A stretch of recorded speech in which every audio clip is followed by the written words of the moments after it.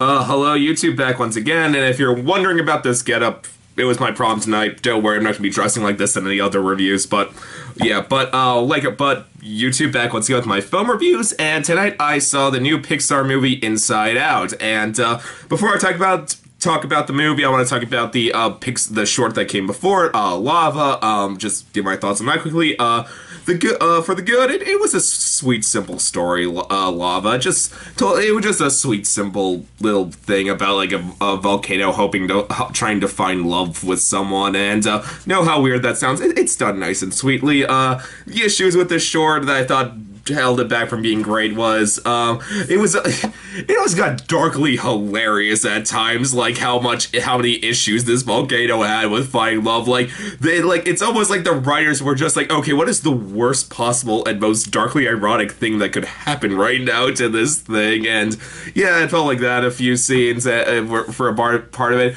And the song, like the whole short's a song. This song felt I was very much expecting Randy Newman's name to pop up at the end in the credits, because he wasn't part of this, but it felt very much a Randy Newman song in the way that it was basically all the song was just singing what was ever animated on screen.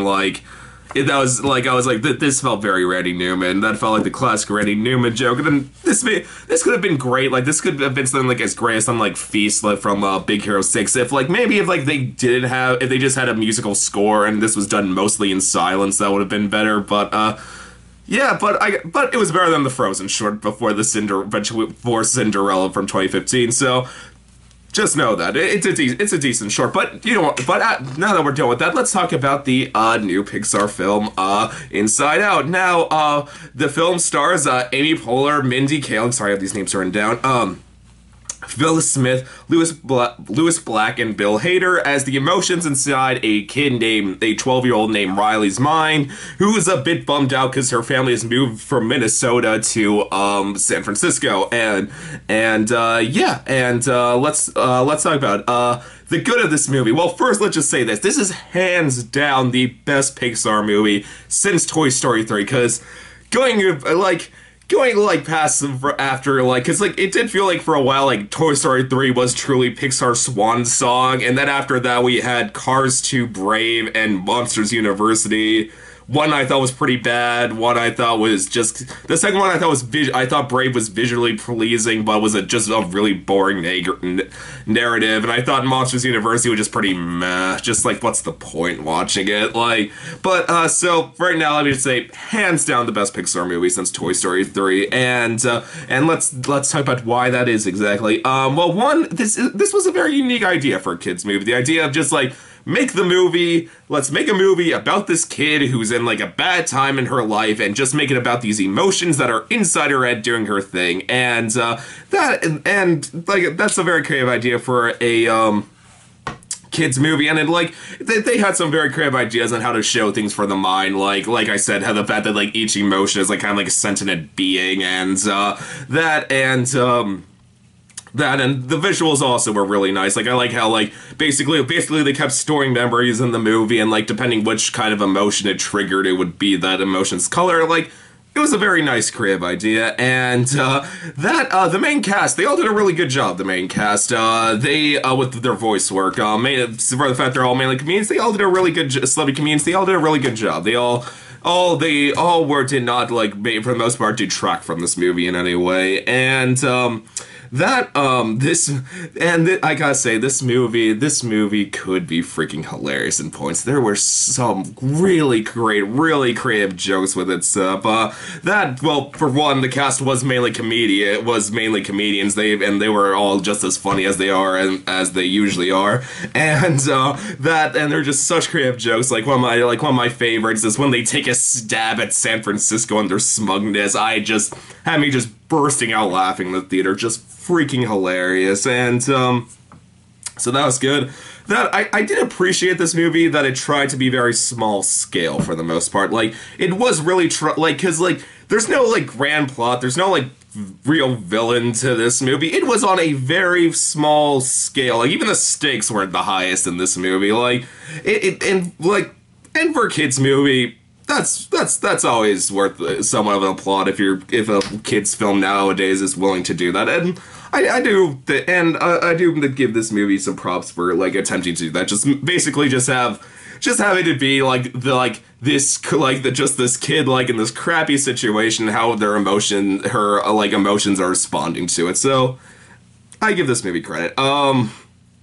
That also, I didn't mention this actor before. Richard Kind, he plays a side character as the girl Riley's imaginary friend, and he was a very fun side character. He definitely added to the movie during it. Like I was never annoyed by Richard Kind being there. He was always a lot of fun when he was on screen. His character was very enjoyable, and that and the movie. The movie, for a film about emotions, it could be very heartfelt at some times. That there is one scene that was quite the tearjerker of a scene when I was just shocked that the film went there. Like, basically, one of the fate of the... I'm not going to say what happens, but there's something happens to one of the characters, and I was just staring there in almost utter shock that Pixar would... that they would do this, that they would just decide, like, if you said to me, like, after Toy Story 3, oh yeah, we're doing this, I'd be like, yeah, okay, cool, I can understand it. But after Cars 2 Brave and Watches You, I kind of thought they lost their edginess to a certain degree. I was surprised that they went all out with one of the characters, like, ultimate fates. It definitely surprised me. Definitely, I could definitely feel tears coming when that scene happened, and, and finally, I really like the message to this movie. Basically, because like I said, the main plot is just like, even though I said the plot was just kind of like this girl, the emotions in this girl's head during this kind of time, is also about this whole thing how both joy and sadness they get accidentally caught, like taken out of like the control room where their emotions happen, and it's them trying to make it back to the control room, and basically like the most of the film, it's basically just like joy, just like, and all the other, like, just this looking at says like, what's the point of you, you're just annoying. And just, I really like the message. It did bring up a really good message at the end of the movie that I thought was kind of unique, which was basically like, sometimes you just go like the use of sadness sometimes you just gotta let the pain out. Like, you can't just keep holding the pain or just try to ignore it. Sometimes you just gotta cry, you just gotta let it out, cry, just let the pain come out. You just can't hold it all in.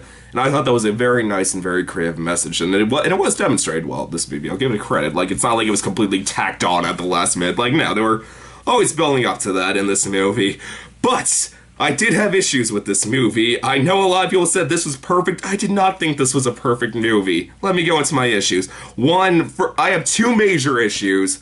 Let's start with some minor ones first. While this celebrity cast was good, they could be somewhat distracting at times. That's the issue. That's kind of the issue you sometimes pull when you get celebrity voices to do your characters. You can sometimes stop seeing the character and you can just start seeing and hearing just the actor like in like a recording studio. But I'll say this: Mindy Kaling and Phyllis Miller. I'll give them a lot of credit. I never heard like them just recording it. I always just heard the characters speaking. So they did a really good job with their voice acting. The hugest sinners were probably Louis Black and Bill Hader. Like I said, they were both a lot of fun, but like they were definitely got pretty distracting in a few scenes. Where all I could hear was just Louis Black and Bill Hader. Just all I saw was them recording their voices in a voice studio, and that could just sometimes take me out of it a bit. And I thought this movie could have been improved a bit if there was more scenes of the emotions working together, like the five wait, is it 5 or 4? Yeah, no, it's 5.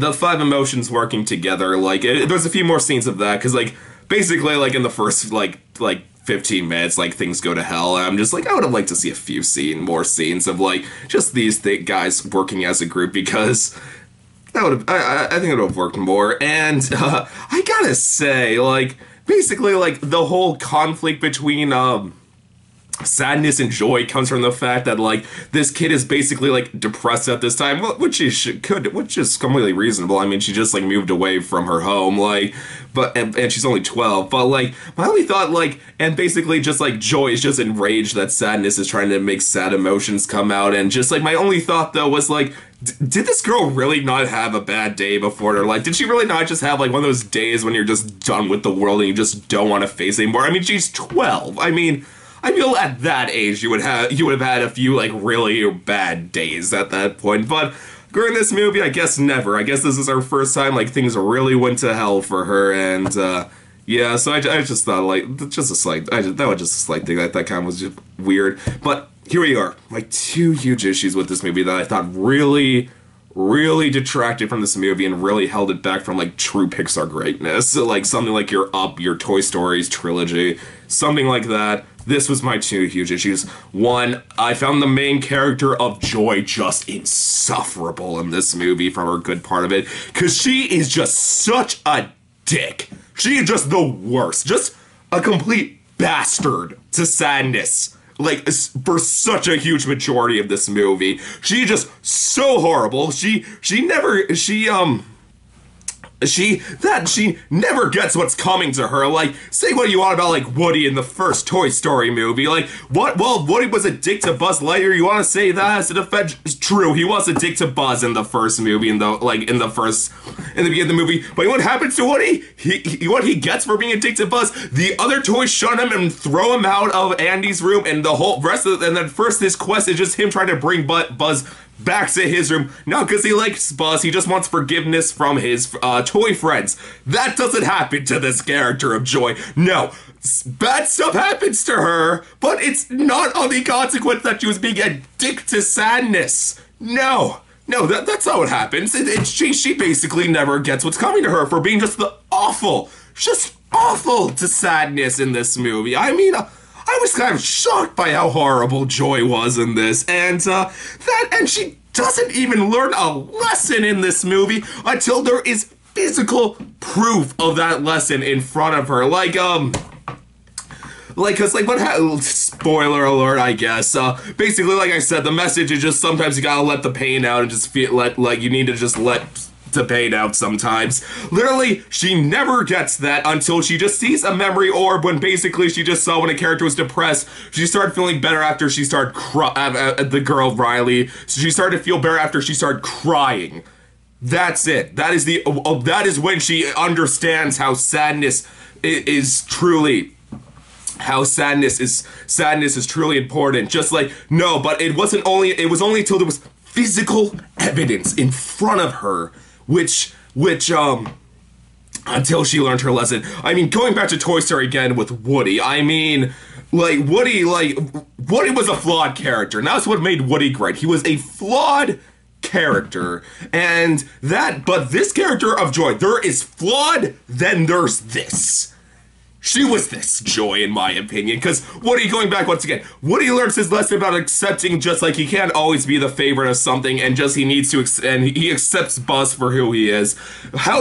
What happens? Does Woody just see like a physical thing that he's just like, wait, maybe Andy can love us both the same? No, it's just a touching, beautiful scene in the first Toy Story movie when Woody is just trapped in Sid's room, but Buzz is safe, and Woody just basically just says, Buzz, just go. I was wrong. I was a horrible person. You deserve better than this. I'm sorry for everything I've done. Just leave me. Save yourself. No. If you want to defend Joy, go right ahead. Tell me she did not, because she literally sacrifices Sadness for her own agenda 1 minute before she learns the lesson by seeing the physical evidence. You cannot defend this. You can't. Because she literally, one scene before the scene where she learns her lesson, she sacrifices Sadness, essentially. She just says, no, I can't save you. Goodbye, Sadness. Bye. Defend that. Defend in the comments for me that didn't happen. Because that's exactly what happened. Sweet Jesus Lord. So that was a huge issue. That was just huge because this character, she needed two things. One, she needed to learn the lesson she needed three things. One, needed to learn the lesson faster, because she doesn't learn the lesson until like literally like the last 15 minutes of the movie. Maybe not even that, maybe the last 10 minutes of the movie. Well, of the major conflict of the plot, at least. She doesn't learn it till then.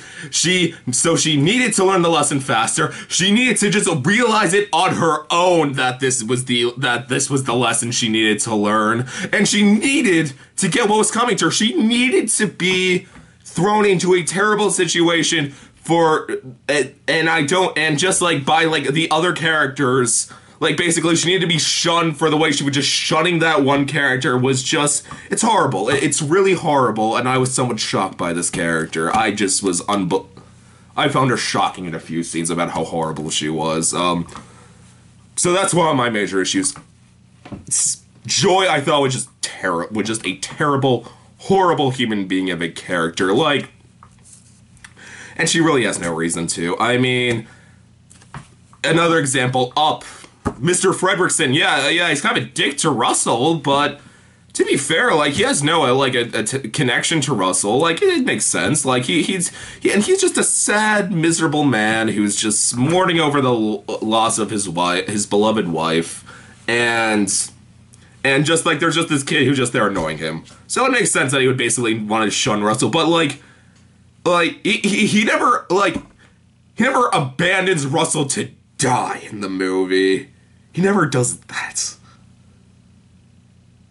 Oh, God. Second major issue.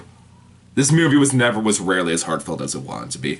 There is only one, I can count it, there is one scene in this movie that really got the emotion out of me that the scene wanted me to, and I talked about earlier with, like, what I just said. I really liked with just how far one of the scenes in this movie went. But besides that, all the other emotions in this, what were supposed to be the main, like, emotional moments in this movie, it never hit me as hard as it wanted to. One, like, this movie needs to slow down and have conversations. It needs to slow down and talk. This movie is just so fast-paced, so zany. This needed to slow down and just talk. That's what this movie really needed. It needed more slowing down and more talking. Like, for example, like, but going back to Up once again, and, because this is from the creators of Up, so, going back to Up once again, like, some of the most heartfelt scenes in the movie, like, well, one, the first 20 minutes, everyone says, like, they were bursting into tears. There was rarely dialogue in the scene, and it was such a slow, beautifully paced 20 minutes of just basically just watching this relationship, this marriage between these two characters, and one of them dying in the end. That was barely any dialogue, beautiful, touching scene. It was so slow, so perfect. I thought one of the most touching scenes in all, like, two of the most touching scenes in all of Up I found was, one was just the scene, like, when, Mr. Fredricksen and Russell were at the campfire with each other, and basically just Russell's just talking about, like, all the times he had with his daddy, just saying, like, yeah, all we would do is we would just go to the ice cream shop, we would just sit outside, and we would count how many red cars. He would count how many red cars passed, and I would count how many blue cars passed, and whoever got the most won. And they just, like, I guess it doesn't mean that much, but it meant a lot to me. Like, that is a beautifully touching scene of just, basically just pure human emotion coming out of these characters. And so there was that, like, that's a beautiful scene. Like, and, like, finally, for, like, scenes from Up that were just beautifully touching. Just the scene, like, well, like, everyone talks about this scene, when just, Mr. Fredricksen, like, he opens his book, like his wife left him of things she was gonna do at, like, all the adventures she was gonna have, and just pictures of their marriage with each other, and he just starts crying over the sight of it. That is, there was no dialogue in that scene, only a score, and you felt every emotion the movie wanted you to. Because you can understand this character's plight and misery. This, like I said, Joy was just the character of Joy I just found too insufferable to get behind her when she was being sad. But the saddest scene in the movie is what happens to one of the other characters, because I cared about this character's plight, and he had a darkly relatable he had, like, kind of like a darkly, like, kind of like relatable thing, how basically just no one thinks about this character anymore, and I was just like, Yeah, I was just like, yeah, no, that so like when like the ultimate fit like what like the major tearjerker scene like hit me because I felt it. I cared about that character, and it was just so it just seeing all the pain come. Well, not pain, just basically just like accepting like what's gonna happen. It hit me like how Toy Story 3 hit me. It hit me like the scene where just near the end of the movie, like when basically they basically have been trying to survive in the dump for so long, and it all ends like they're like in the chute going into the fire pit, and then just like Jesse's just like, what should we do, Buzz? And he just grabs her hand, and they all just hold hands each other and just wait for her to die with one another. That and barely no dialogue. They just hold hands. There's a score. That's it. That is a once they like, because you cared about every single one of these characters, and you wanted like. You just were so sad, like just so sad to see them basically just give up like that. Because that's the problem. Main character was Joy, who I thought sucked, and with the human characters, you're not enough. You're not around with them enough. There needs to be more of the humans, in my opinion, but you didn't get much of them. So yeah, pretty two huge major issues in my opinion. I'm actually kind of shocked that people are saying this is, like, as good as Up. Really? This is as good as Up? You want to compare characters of Joy to things like Mr. Fredricksen and Russell from Up? Like, or, like, heartfelt scenes, like I said, there's only one major heartfelt tearjerker scene. There's like 5 in Up, like that I was almost thinking about crying in, like when they were being shown. Like they were just so beautifully written, so beautifully made, such beautifully made scenes. I honestly believe the only reason this film is getting so much praise and so much like is getting sung to the clouds the way it is because this is the first good, like legitimately good Pixar movie in a while. If this movie came out Toy Story, I swear, if this movie came out after Toy Story 3, I want to just say, oh, that was a good one. Not their best, but it was good. It's the fact that we had 3, like, bad to decent movies, like, for, like, their past 3 movies, like, it's the people were just so desperate, because, like, let's face it, like, Pixar makes different movies that some, like, Disney does. Like, I loved Frozen, I love Big Hero 6, but, like, those movies, you went for a different reason. Like, you went for, well, for Frozen, you went just to see, like, a classic Disney movie. Just the music, just the great visual, like, the great, beautiful visuals, just the nice story, the nice characters. This, like, Pixar movie you should go to just for, like, dealing with some very heavy-handed, definitely very hard issues of life. And I just feel I honestly do believe the fact that we just haven't had that in, like, for 3 movies. People just wanted to see that again. The fact that this somewhat hit the notes.